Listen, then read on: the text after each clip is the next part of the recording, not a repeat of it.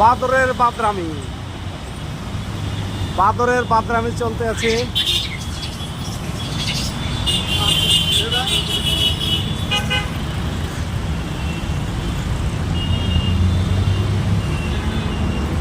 একেবারে ঢাকা শহরের প্রাণ কেন্দ্র মহাখালীতে শত শত বানর এসে হাজির হয়েছে।